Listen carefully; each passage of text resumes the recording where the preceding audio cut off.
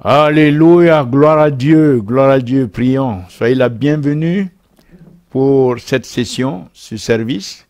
Père, nous te remettons ce service et nous prions que ta présence soit dans ce service. Nous te prions pour ta parole, te prions pour ta grâce, que tu nous parles et que tu nous donnes d'entendre ta voix. Merci de ce que ta parole va nous changer. Merci de ce que tu vas nous faire grandir pour devenir de plus en plus comme Christ. Alléluia. Donne-nous des oreilles qui vont entendre ta voix. Merci de ce que tu nous équipes ce soir. Tu nous équipes à pouvoir marcher dans la domination contre tout ce qui s'élève contre nous. Alléluia. Avec toi, nous sommes toujours vainqueurs. Gloire à Dieu. Au nom de Jésus-Christ, nous avons prié. Amen. Amen. Nous voulons insister sur un point qui de plus en plus, avec les jours qui sont en train d'arriver, les circonstances dont tout un chacun est averti,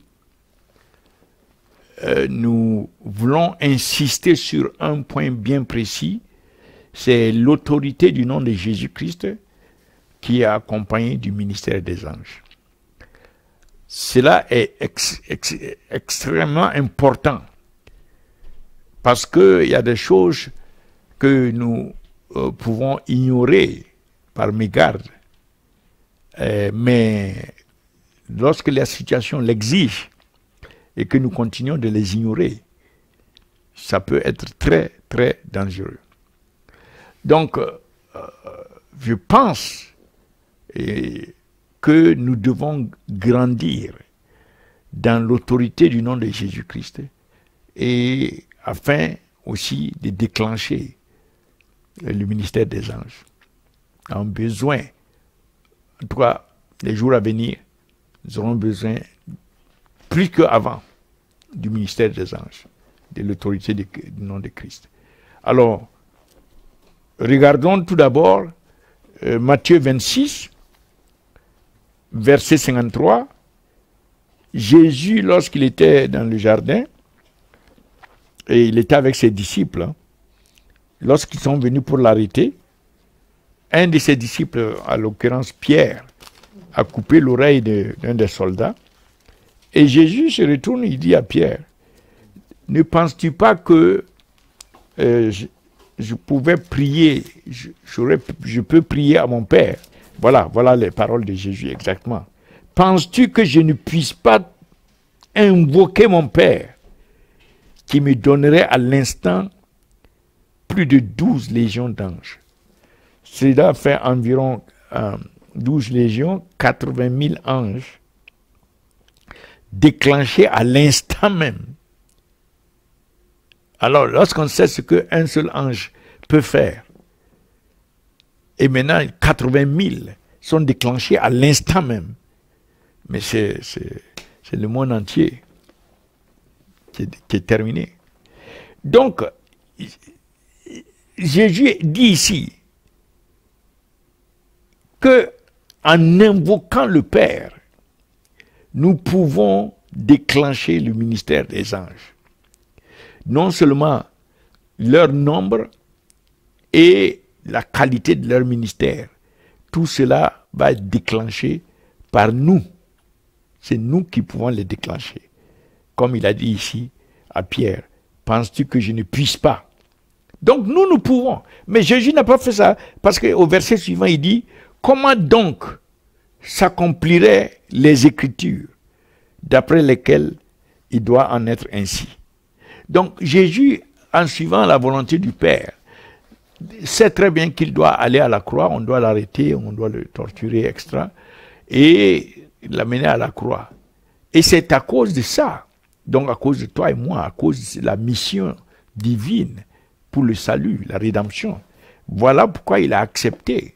Sinon, il aurait pu déclencher ces anges-là. Gloire à Dieu.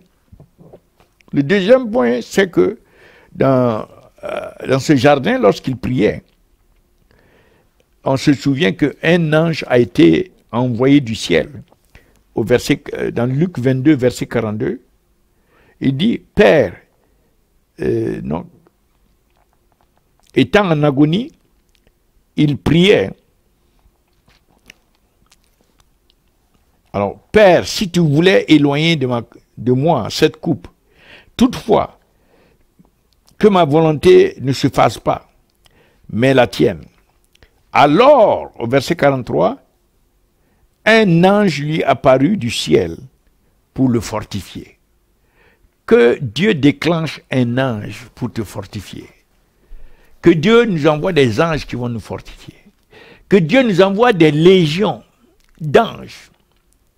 Alléluia. 12 légions d'anges pour nous, jusqu'à l'accomplissement des le propos pour lequel, le but pour lequel le Seigneur nous a envoyés sur la terre, de notre mission sur la terre. Que des anges soient déclenchés pour nous. Gloire à Dieu. Et nous savons aussi, dans le livre de Jean, quelque chose, une promesse extraordinaire. Il était avec les disciples, à l'époque, bon, c'était juste le début, et il y avait un qu'il venait d'appeler Nathanaël. Et donc, quand Nathanaël s'est étonné du fait que il l'a vu sur le figuier, et il l'a appelé à cause de cela, tu es le Fils de Dieu.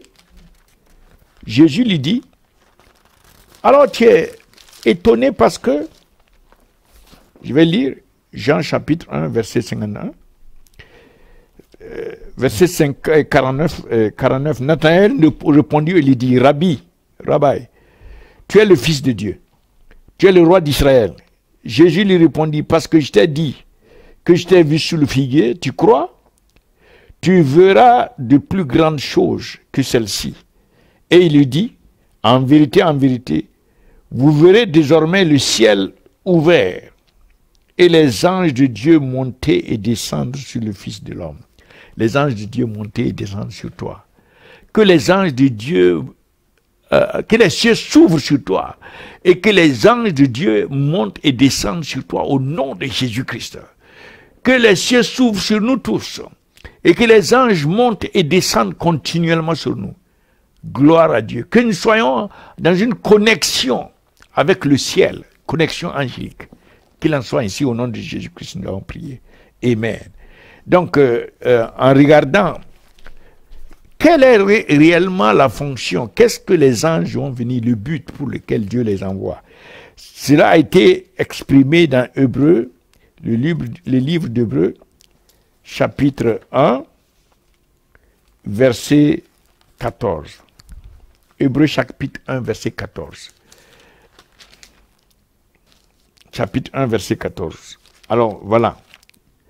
Ne sont-ils pas parlant des anges, Jésus dit, l'auteur de Hébreux dit, et auquel des anges a-t-il jamais dit, assieds-toi à ma droite, jusqu'à ce que je fasse de tes ennemis ton marchepied. Ne sont-ils pas tous des esprits au service de Dieu? Des esprits au service de Dieu, envoyés pour exercer un ministère en faveur de ceux qui doivent hériter du salut. Envoyés pour exercer un ministère. Donc nous avons besoin que Dieu envoie ses anges pour exercer en notre faveur leur ministère. Nous avons besoin de ça. Et moi, je suis persuadé que les jours à venir, et qui sont même là, qui sont à la porte, nous aurons besoin du ministère des anges. Nous aurons besoin que Dieu envoie ses anges pour rendre ministère à ses enfants, à nous. Nous aurons besoin de ça. Donc, il y a un certain nombre de choses. Non seulement nous devons nous en saisir, mais nous devons les activer. Nous devons savoir comment les activer. Et c'est la raison pour laquelle ce sujet, le Saint-Esprit, l'a pressé sur mon cœur. Et je suis en train de vouloir que nous puissions partager ça. Donc, comment nous allons pouvoir activer ces anges? Nous allons regarder dans le psaume 103, verset 20. Psaume 103, verset 20. Le psaume 103, verset 20. Alors, il est écrit, que bénissez l'Éternel, vous ses anges, qui êtes puissants en force et qui exécutez ses ordres en obéissant à la voix de sa parole. Alors, deux choses que les anges font, mais les anges font ces deux choses en obéissant à la voix de sa parole. La Bible est la parole de Dieu. La voix, c'est notre bouche, c'est notre voix. La voix qui proclame la parole de Dieu fait que les anges deviennent puissants en force. Donc, la force des anges qui te sont donnés par le Seigneur augmente lorsque la voix que tu exprimes, la voix que tu as, exprime la parole de Dieu. C'est pourquoi il ne faut pas raconter n'importe quoi. Il faut vraiment se circonscrire, s'éduquer à proclamer la parole de Dieu parce que ça a un impact. Quand c'est négatif, ça déclenche les démons. Quand c'est la parole de Dieu, voilà ce que ça fait aux anges. Les anges écoutent la voix, notre voix. Est-ce que c'est la parole de Dieu? Est-ce que c'est conforme à l'esprit de la parole? Alors, les deux choses qui arrivent à nos anges, et ces deux choses vont faire la différence, c'est que, un, nos anges peuvent devenir de plus en plus puissants en force, et deuxièmement, les anges exécutent les ordres de Dieu, les commandements de Dieu en notre faveur.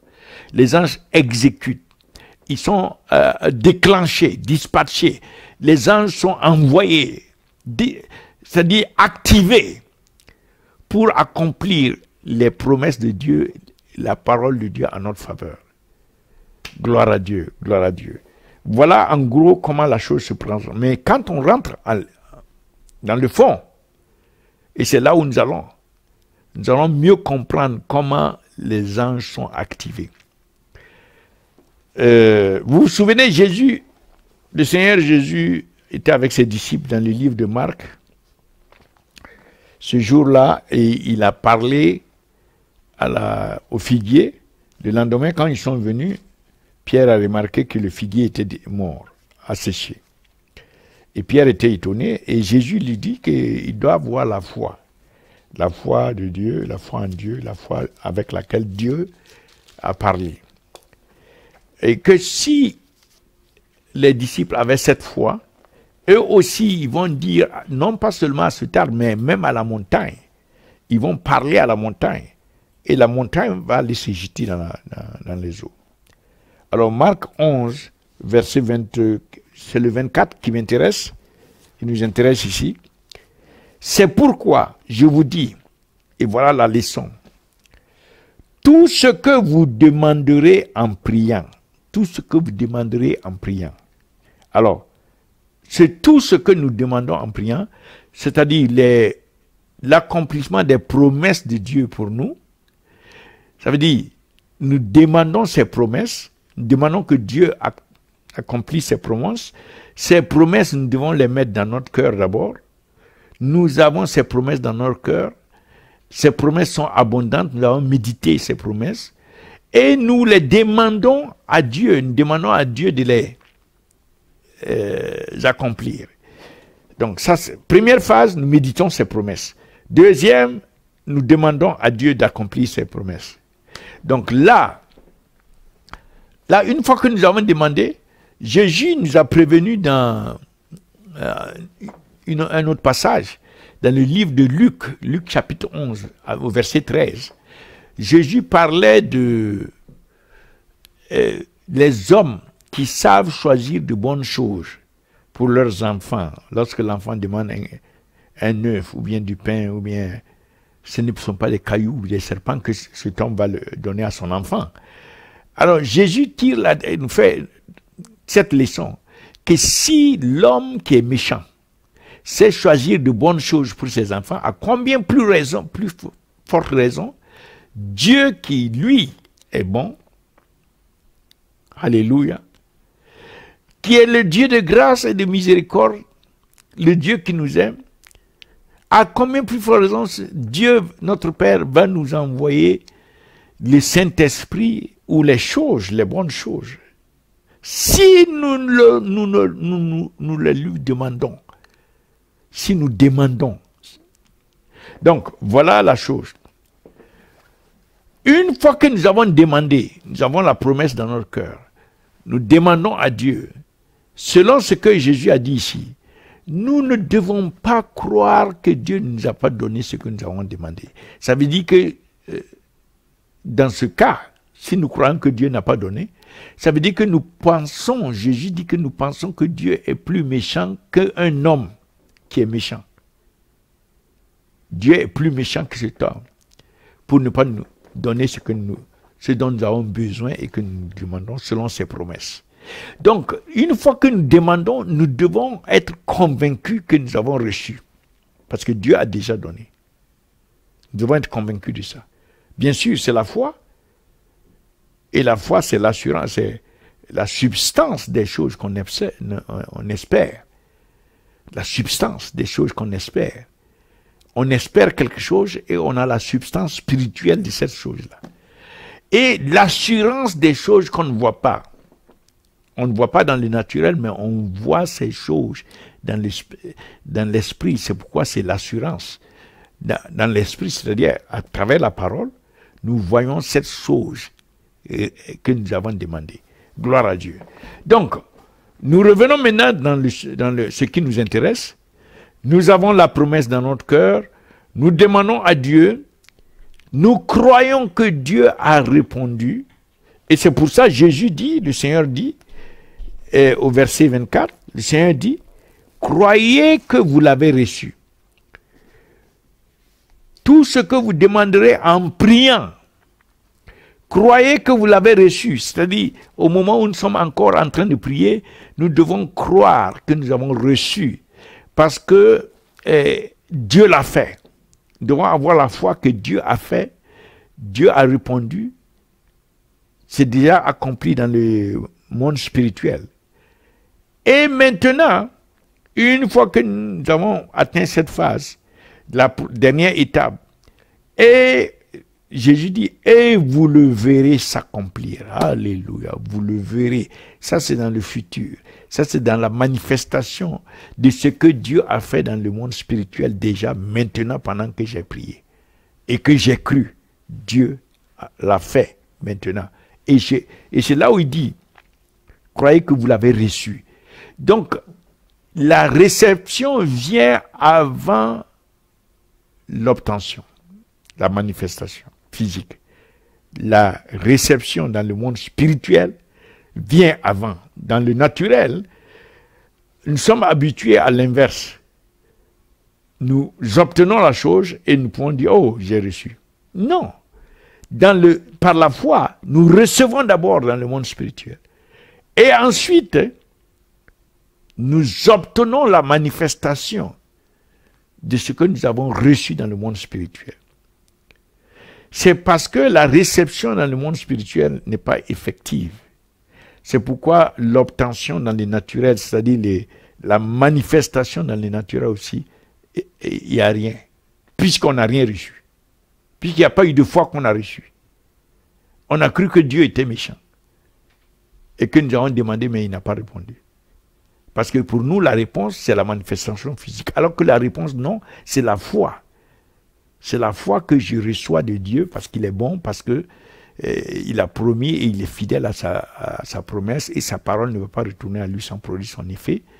Alors, je crois que j'ai reçu et c'est cette réception, ce que j'ai reçu là, que je vais obtenir dans le monde physique. Maintenant, regardez là. L'obtention dans le monde physique, c'est le passage du monde spirituel au monde physique. Et c'est là où l'obtention, nous devons déclarer, si nous croyons vraiment que nous l'avons reçu, nous devons faire des déclarations ou bien des décrets ou des proclamations de la chose que nous croyons avoir reçue. Nous devons la proclamer dans le monde naturel. Nous devons décréter sa manifestation. Nous devons appeler la chose à se manifester parce qu'elle a été créée déjà, elle existe dans le monde spirituel par Dieu qui m'a répondu et moi j'ai reçu ça déjà dans le monde spirituel. Alors, je décrète, je déclare la chose dans le monde physique. N'oubliez pas, nous avons dit tantôt que les anges, nos anges, travaillent avec notre voix. La voix, notre voix qui déclare ce que la parole dit. Donc la parole dit que j'ai reçu, je déclare ce que je crois que j'ai reçu, ce que la parole a dit et que j'ai déjà prié et qui était dans mon cœur. Je déclare cela. Et cette déclaration, c'est celle-là qui donne la capacité à mes anges d'aller chercher cette chose dans le monde spirituel et de l'amener dans la manifestation dans le monde naturel. Je crois que le circuit est clos. Voilà où les anges interviennent. Et beaucoup de chrétiens n'obtiennent pas le ministère des anges, n'ont pas le ministère des anges activé en leur faveur. Et nous devons nous développer dans cette dimension-là. Personnellement, je voudrais que nous puissions, si c'était possible, avoir même un séminaire, alléluia, sur l'autorité du nom de Jésus, pour déclencher le ministère des anges. Cela est très important. Donc, en résumé, la voix, c'est nous. La parole, c'est celle-là. Les anges prennent ce que nous avons déjà prié et font manifester dans le monde spirituel lorsque nous décrétons ces choses, lorsque nous les déclarons sur le monde. Alors, prenons un exemple. Le psaume 35. Le psaume 35, par rapport au jour à venir, nous avons besoin de déclarer cette parole.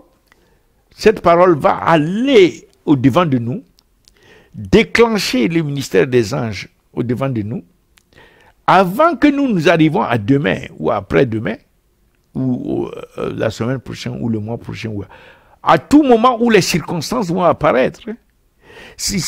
Elles vont venir trouver que nous, on a déjà déclaré cette parole, et des anges sont activés, et nous passons à travers ces circonstances-là, victorieusement. C'est là où nous rentrons dans la dimension de la domination. Alléluia. Souvenez-vous des enfants d'Israël. Dieu a dit à Moïse de parler et de lever son bâton. Donc c'était ainsi que Dieu travaillait avec Moïse. Mais une fois Moïse, au lieu de parler, il a tapé. Alors qu'il faut parler. Donc, ils sont arrivés à la mer Rouge. Voilà les eaux. Mais Dieu a envoyé les anges qui ont séparé les eaux en deux. Les anges tenaient les eaux d'un côté et les eaux de l'autre, afin que les enfants d'Israël passent sur une terre asséchée. Et lorsque l'armée de l'ennemi de Pharaon est arrivée, les anges ont relâché les eaux qui ont englouti toute l'armée. Qu'il en soit ainsi avec toi, que le chemin que nous suivons, et tout obstacle ou toute mer rouge ou toute opposition en face, tout ce qui va chercher à nous nuire, que les anges soient déclenchés pour déchirer ces circonstances de telle manière que nous nous passons à travers triomphalement, nous passons en domination au nom de Jésus-Christ. Alléluia. Et que l'ennemi soit surpris par le ministère des anges en notre faveur, au nom de Jésus-Christ. Donc, regardons regardons d'abord Ésaïe 43. Nous allons déclarer donc cette parole. Et des anges vont être activés pour ça.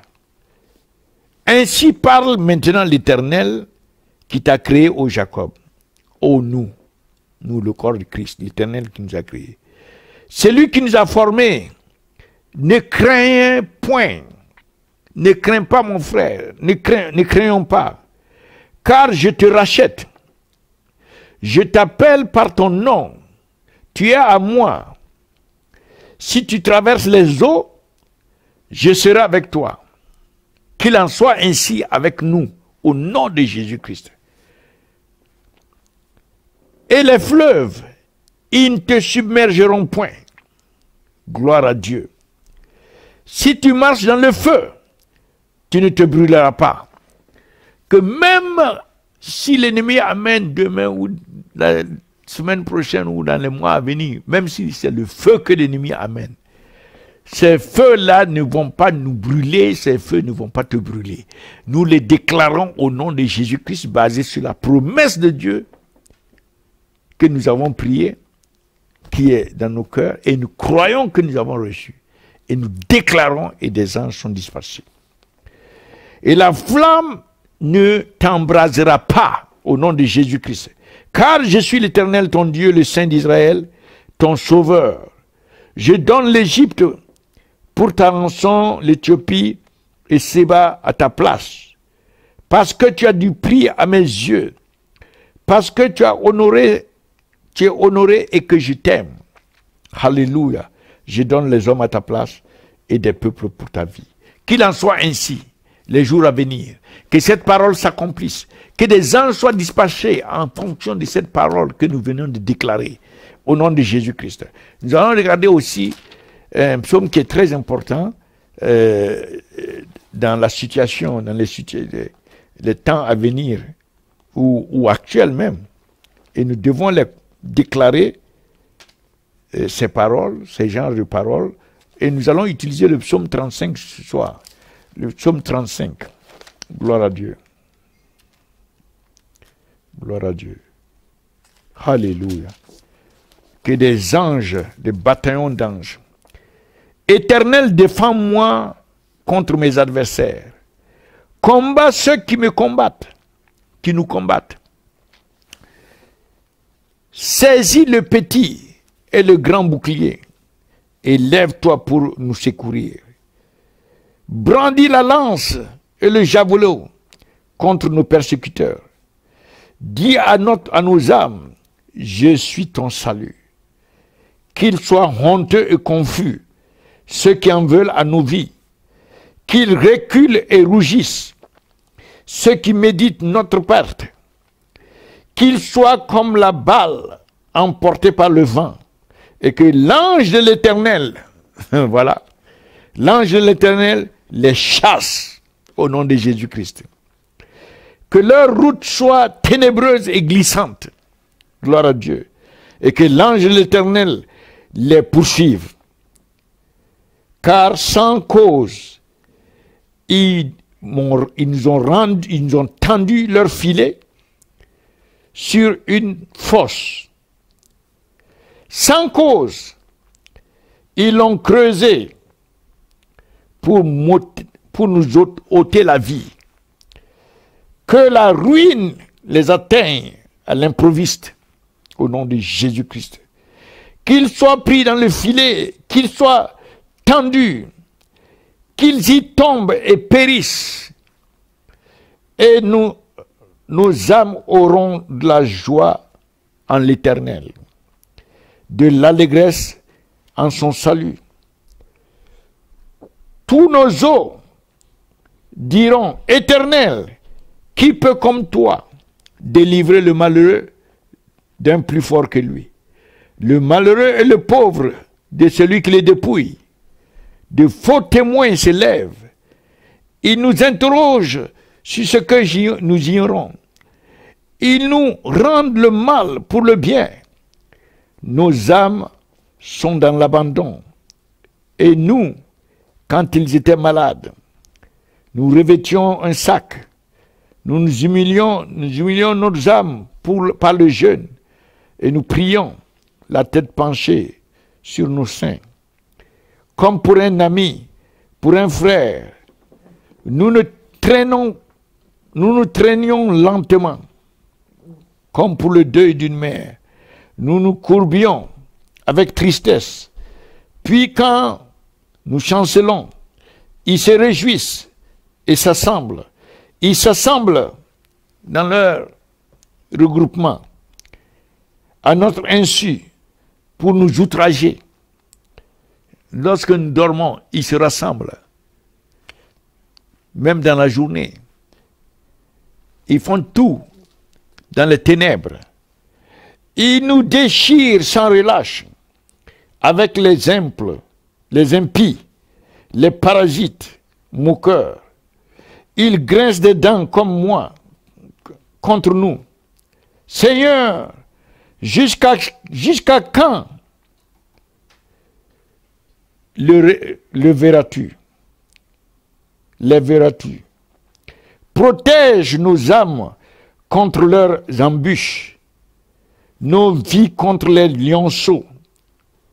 Nous te louerons dans la grande assemblée, nous te célébrerons au milieu d'un peuple nombreux. Que ceux qui sont à tort, nos ennemis, ne se réjouissent pas à notre sujet, au nom de Jésus-Christ. Alléluia. Que ceux qui nous haïssent sans cause, ne nous insultent pas du regard, car ils tiennent un langage qui n'est point celui de la paix. Ils méditent la tromperie contre les gens tranquilles du pays. Ils ouvrent contre nous leur bouche. Ils disent, ah ah, nos yeux regardent. Éternel, tu le vois. Ne reste pas en silence. Seigneur, ne t'éloigne pas de nous. Réveille-toi, réveille-toi pour nous faire justice. Notre Dieu et notre Seigneur, défends notre cause. Juge-nous selon ta justice, Éternel notre Dieu, et qu'ils ne se réjouissent pas à notre sujet, qu'ils ne disent pas dans leur cœur, ah, voilà ce que nous voulions, qu'ils ne disent pas, nous les avons engloutis, qu'ils ne puissent jamais le dire. Alléluia.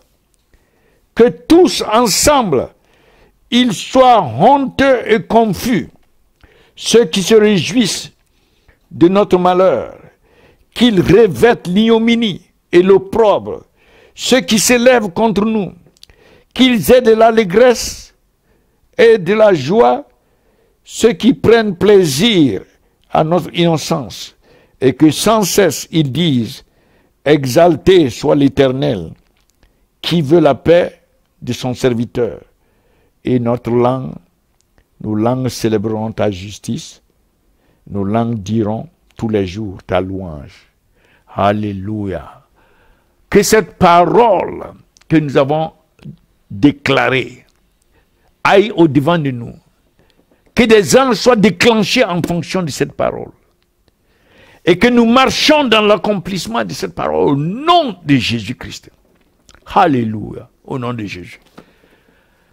Voilà en gros comment nous voulons nous développer vraiment dans le ministère des anges. Que les anges soient déclenchés par notre voix, parce que ce que nous déclarons vient du cœur, médité et rempli. Ces paroles sont dans nos cœurs richement.